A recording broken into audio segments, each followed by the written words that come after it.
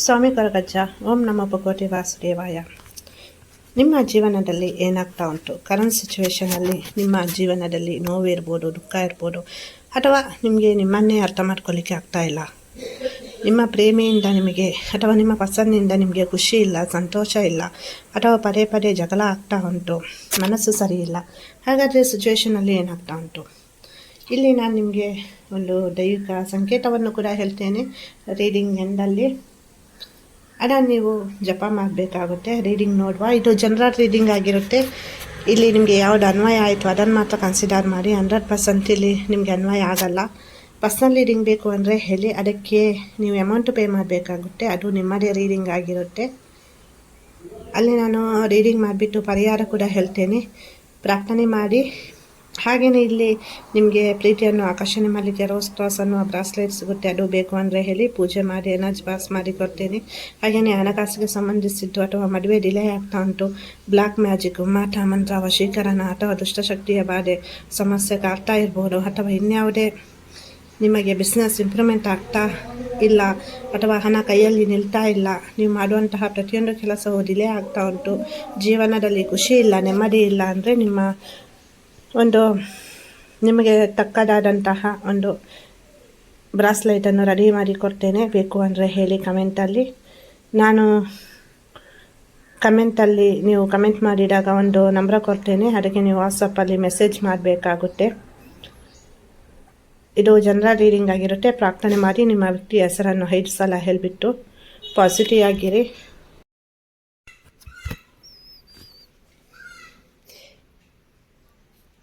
ಇಲ್ಲಿ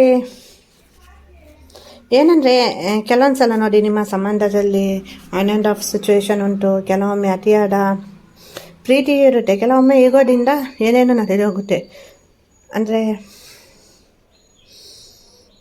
ಒಬ್ಬರ ಮಾತಿಗೆ ಒಬ್ಬರು ಗೌರವ ಕೊಡಬೇಕು, ರೆಸ್ಪೆಕ್ಟ್ ಕೊಡಬೇಕು, ಹೌದು. ಬಟ್ ಕೆಲವೊಂದು ಸಲ ನೀವೇನು ಮಾಡ್ತಾ ಇದ್ದೀರಿ ಅಂದರೆ, ನಾನು ನಿಮಗೆ ಏನಕ್ಕೆ ಕೇಳ್ತಾ ಇದ್ದೀನಿ ಅಂದರೆ, ನೀವು ರೀಡಿಂಗ್ ನೋಡ್ತಾ ಇದ್ದೀರಾ, ನಾನು ಯಾಕೆ ಸೋಲ್ಬೇಕು, ಅವರೇ ಸೋಲ್ಲಿ ಅಂತ. ಅವರು ಏನಂದರೆ, ಇಲ್ಲ ನಾನೇನಕ್ಕೆ ಕಾಲ್ ಮಾಡಲಿ ಅಥವಾ ಮೆಸೇಜ್ ಮಾಡಲಿ, ಅವಳೇ ಮಾಡಲಿ ಅಥವಾ ಅವನೇ ಮಾಡಲಿ ಅನ್ನೋ ಒಂದು ಫೀಲಿಂಗ್. ಇಲ್ಲಿ ನೀವು ಎಷ್ಟು ಸಾಧ್ಯವಾಗುತ್ತೋ ಅಷ್ಟು ತಾಳ್ಮೆಯಿಂದ ಈ ರಿಲೇಷನ್ಶಿಪ್ಪಲ್ಲಿ ಇರಬೇಕು. ಏನಕ್ಕಂದರೆ ನೋಡಿ, ಕೆಲವೊಂದು ಸಲ ಈ ಪ್ರೀತಿಯಲ್ಲಿ ತುಂಬ ಅಪ್ ಆ್ಯಂಡ್ ಡೌನ್ಸ್ ಆಗಿಂಟು. ಬಟ್ ಪದೇ ಪದೇ ಅದೇ ಥರ ಆಗ್ತಾಯಿದ್ರೆ ಪ್ರೀತಿಗೂ ವ್ಯಾಲ್ಯೂ ಇರಲ್ಲ. ನೀವು ಕಣ್ಣೀರು ಹಾಕೋದು, ದುಃಖ ಪಡೋದು, ಆಲೋಚನೆ ಮಾಡೋದು, ನೆಗೆಟಿವ್ ಎನರ್ಜಿಯಲ್ಲಿರೋದು ಎಲ್ಲನೂ ಆಗುತ್ತೆ. ಹಾಗಾಗಿ ಇಲ್ಲಿ ಎಷ್ಟು ಸಾಧ್ಯವೋ ಅಷ್ಟು ನೀವು ತಾಳ್ಮೆಯಿಂದ ಇರಬೇಕು. ಹಾಗೆಯೇ ಅವ್ರು ಏನು ಹೇಳ್ತಾ ಇದ್ದಾರೆ ಅದನ್ನು ಸ್ವಲ್ಪ ಅರ್ಥ ಮಾಡ್ಕೊಳ್ಬೇಕು. ನೀವು ಅವರಿಗೆ ವಿರುದ್ಧವಾಗಿ ಮಾತನಾಡಿದಾಗ ಅಥವಾ ಅವರು ನಿಮ್ಮ ಕಂಟ್ರೋಲಿಗೆ ಬರುವ ಥರ ಕಾಣಿಸ್ತಾ ಇಲ್ಲ ಇಲ್ಲಿ. ಏನಕ್ಕಂದರೆ ಪ್ರೀತಿ ಬೇಕು ಅಂದರೆ ನೀವು ಇಲ್ಲಿ ಸ್ವಲ್ಪ ಸ್ಯಾಕ್ರಿಫೈಸ್ ಮಾಡಬೇಕಾಗುತ್ತೆ. ಅಂದರೆ ಕೆಲವೊಂದು ಅಂದರೆ ಅವ್ರು ಮೀಟ್ ಮಾಡೋದಿರ್ಬೋದು, ಅಥವಾ ಅವರೊಂದು ಕಾಲ್ ಮಾಡೋದಿರ್ಬೋದು, ಅಥವಾ ಕೆಲವೊಂದು ಸಲ ನಿಮಗೆ ಏನು ಅನಿಸುತ್ತೆ ಅಂದರೆ, ಅವರಿದ್ದು ಕೂಡ ನಾನು ಒಬ್ಬಂಟಿಯಾಗಿದ್ದೇನಲ್ವಾ, ಸೊ ನನ್ನ ಹುಡುಗಿಗೆ ಅಥವಾ ನನ್ನ ಹುಡುಗನಿಗೆ ಅರ್ಥ ಆಗ್ತಾ ಇಲ್ಲ. ಕೆಲವರು ಇಲ್ಲಿ ಥರ್ಡ್ ಪಾರ್ಟಿ ಸಿಚುವೇಶನಿಂದ ನಿಮ್ಮನ್ನು ತುಂಬ ಕೀಳಾಗಿ ನೋಡ್ತಾ ಇದ್ದಾರೆ, ಅಥವಾ ನಿಮ್ಮ ಮನಸ್ಸಿಗೆ ನೋವು ಮಾಡ್ತಾ ಇದ್ದಾರೆ. ಎಲ್ಲರೂ ಅಲ್ಲ, ಇಲ್ಲಿ ಕೆಲವರ ಲೈಫಲ್ಲಿ ಥರ್ಡ್ ಪಾರ್ಟಿ ಸಿಚುವೇಶನ್ ಉಂಟು. ಹಾಗೇನಿಲ್ಲಿ ಮ್ಯಾರೇಜ್ ಆದವರು ಕೂಡ ರೀಡಿಂಗ್ ನೋಡ್ತಾ ಇದ್ದೀರಾ. ನಾನು ನಿಮ್ಮ ರಿಲೇಷನ್ಶಿಪ್ಗೆ ರೆಸ್ಪೆಕ್ಟ್ ಕೊಡ್ತೇನೆ.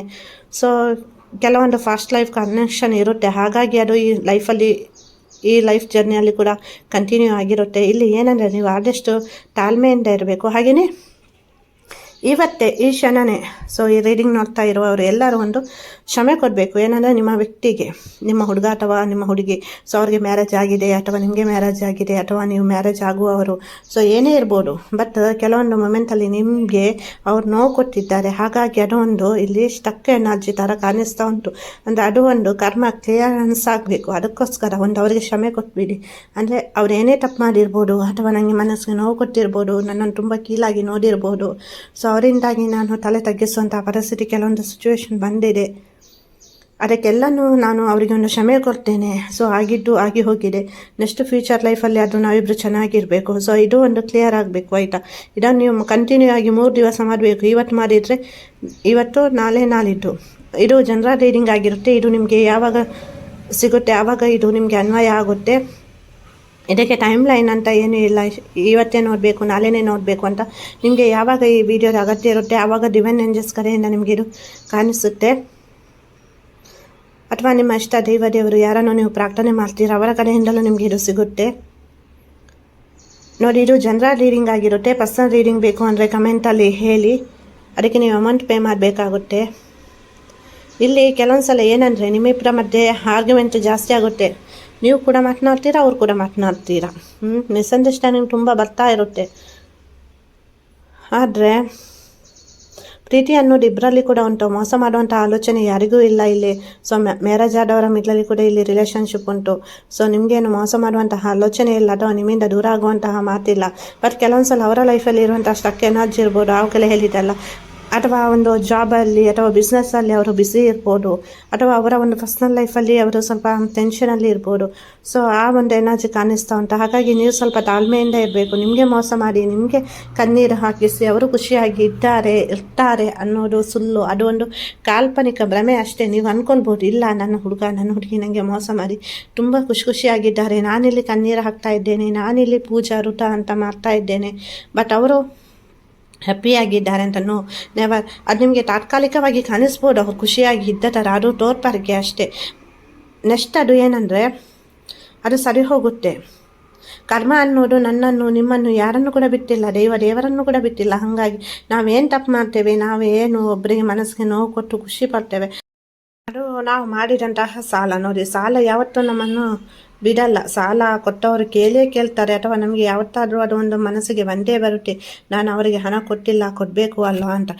ಹಿಂಗೇನೆ ನಿಮ್ಮ ಮನಸ್ಸಿಗೆ ಯಾರು ನೋವು ಕೊಟ್ಟಿದ್ದಾರೆ ನೋಡಿ, ನೀವು ಪ್ಯೂರ್ ಸೋಲ್. ಏನಕ್ಕಂದರೆ ಇಲ್ಲಿ ನಿಮ್ಮ ಒಂದು ಎನರ್ಜಿ ಈ ಥರ ಉಂಟು ಅಂದರೆ ನೀವು ಯಾರ ಮನಸ್ಸಿಗೂ ನೋವು ಕೊಟ್ಟಿಲ್ಲ.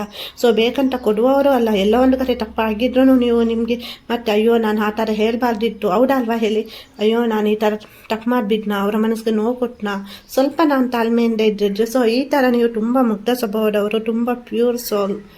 ಈಗಿನ ಕಾಲದಲ್ಲಿ ತುಂಬ ರ್ಯಾರ್, ನಿಮಗೆ ಗೊತ್ತಿರ್ಬೋದು. ಸೊ ಕೆಲವರು ಯಾವ ಥರ ಚೇಂಜ್ ಆಗ್ತಾರಂತ, ಬಟ್ ನಿಮ್ಮ ಕ್ವಾಲಿಟಿ ಕ್ಯಾರೆಕ್ಟರ್ ಯಾವತ್ತೂ ಕೂಡ ಚೇಂಜ್ ಆಗುವಂಥದ್ದಲ್ಲ. ನೀವು ತುಂಬ ಒಂದು ಪವಿತ್ರವಾದಂತಹ ಆತ್ಮ, ಎಲ್ಲರಿಗೂ ಒಳ್ಳೆಯದನ್ನೇ ಬಯಸುವವರು. ನಿಮ್ಮ ಕೈಯಲ್ಲಿ ಇಲ್ಲ ಅಂದ್ರೂ ನೀವು ಅಡ್ಜಸ್ಟ್ಮೆಂಟ್ ಮಾಡಿ ಆದರೂ ಯಾರಿಗಾದ್ರೂ ಹೆಲ್ಪ್ ಮಾಡ್ತೀರಾ. ಯಾರೇ ಒಂದು ನೋವು ದುಃಖ ಅಂತ ಹೇಳಿದ್ರು ಅದಕ್ಕೆ ನೀವು ಬೇಗ ಸ್ಪಂದಿಸ್ತೀರಾ. ಸೊ ಈ ಒಂದು ಗುಣದಿಂದಲೇ ಇವತ್ತು ನೀವು ಇದ್ದೀರಾ. ಕೆಲವೊಂದ್ಸಲ ನಿಮ್ಮ ಲೈಫಲ್ಲಿ ಬಂದಂತಹ ಕೆಲವೊಂದು ಸಿಚುವೇಶನ್ಗಳು ನಿಮ್ಮ ಲೈಫನ್ನೇ ನೀವು ಸ್ಪೈಲ್ ಮಾಡ್ಕೊಳ್ವಾ, ಅಥವಾ ಈ ಜೀವನವೇ ಬೇಡ, ಸೊ ಏನುಂಟು ಈ ಜೀವನದಲ್ಲಿ ಅಂತ ನಿಮಗೆ ನೀವೇ ಕ್ವಶನ್ ಕೇಳಿದವರು ಎಷ್ಟೋ ಸಲ ಕೆಲವೊಂದು ಬೇಡದ ಆಲೋಚನೆಗಳು ನಿಮಗೆ ಬಂದಿರ್ಬೋದು. ಬಟ್ ನೀವು ಯಾವ ಒಂದು ಶಕ್ತಿಯನ್ನು ಆರಾಧಿಸ್ತೀರಾ, ಯಾವ ಒಂದು ದೇವರನ್ನು ಪ್ರಾರ್ಥಿಸ್ತೀರಾ, ಅವರು ನಿಮ್ಮ ರಕ್ಷಣೆಗೆ ಇಲ್ಲಿ ಇದ್ದೇ ಇರ್ತಾರೆ. ಅವರು ಯಾವತ್ತೂ ಕೂಡ ನಿಮ್ಮನ್ನು ಸೋಲಲು ಬಿಟ್ಟು ಇಲ್ಲ, ಅಥವಾ ನಿಮ್ಮಿಂದ ಒಂದು ರೀತಿ ತಪ್ಪು ಆಗಲು ಬಿಟ್ಟಿಲ್ಲ. ಸೊ ಹಾಗಾಗಿ ಅವರ ಲೈಫಲ್ಲಿ 6 ರಿಂದ 9 ತಿಂಗಳು ಅಥವಾ 3 ರಿಂದ 6 ತಿಂಗಳು ಇದರ ಒಳಗಾಗಿ ಒಂದು ಚೇಂಜಸ್ ಅನ್ನೋದು ಬರುತ್ತೆ. ಅದು ನಿಮಗೆ ಪರ್ಮನೆಂಟ್ ಆಗಿರುತ್ತೆ. ನಿಮ್ಮ ಲೈಫಲ್ಲಿ ಏನು ನೋವು ಪಟ್ಟಿದ್ದೀರಾ, ಅಥವಾ ನಿಮ್ಮಲ್ಲಿ ಏನು ಲೈಫಲ್ಲಿ ಸಕ್ಸಸ್ ಇಲ್ಲ ಅಂತ ಕಾಣ್ತಾ ಇದ್ದೀರಾ, ಎಲ್ಲನೂ ಆಗುತ್ತೆ. ಸೊ ನಾನು ನಿಮಗೆ ಒಂದು ಏಂಜಲ್ ನಂಬರ್ ಹೇಳ್ತೇನೆ ಅಂತ ಹೇಳಿದ್ದೇನೆ.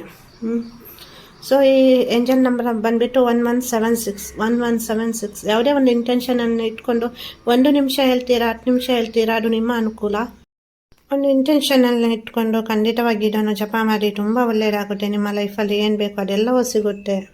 ಯಾರಿಗಾದರೂ ಪರ್ಸನಲ್ ಪ್ರಾರ್ಥನೆ ಬೇಕು ಅಂದರೆ ಹೇಳಿ ಕಮೆಂಟಲ್ಲಿ. ಅದಕ್ಕೆ ನೀವು ಅಮೌಂಟ್ ಪೇ ಮಾಡಲಿಕ್ಕಿಲ್ಲ, ಬಟ್ ಪರ್ಸನಲ್ ರೀಡಿಂಗಿಗೆ ನೀವು ಅಮೌಂಟ್ ಪೇ ಮಾಡಬೇಕಾಗುತ್ತೆ. ಸೊ ಪರ್ಸನಲ್ ರೀಡಿಂಗ್ ಬೇಕು ಅಂದರೆ ಹೇಳಿ, ಅಥವಾ ಬ್ರಾಸ್ ಲೈಟ್ ಬೇಕು ಅಂದರೆ ಹೇಳಿ ಕಮೆಂಟಲ್ಲಿ. ನಾನು ನಿಮ್ಗೆ ಒಂದು ನಂಬರ್ ಕೊಡ್ತೇನೆ. ವಿಡಿಯೋ ಇಷ್ಟ ಆದರೆ ಲೈಕ್ ಮಾಡಿ, ಹಾಗೆಯೇ ಶೇರ್ ಮಾಡಿ. ನನ್ನ ಆರಾಧ್ಯ ದೇವರ ಕೊರಗಜ್ಜ ಹಾಗೂ ಮಹಾವಿಷ್ಣು ಮಹಾದೇವರ ಅನುಗ್ರಹ ಸದಾ ನಿಮ್ಮ ಮೇಲೆ ಇರಲಿ ಅಂತ ಪ್ರಾರ್ಥಿಸ್ತೇನೆ. ವಿಡಿಯೋ ನೋಡಿದ್ದಕ್ಕಾಗಿ ಧನ್ಯವಾದಗಳು. ಖುಷಿಯಾಗಿರಿ.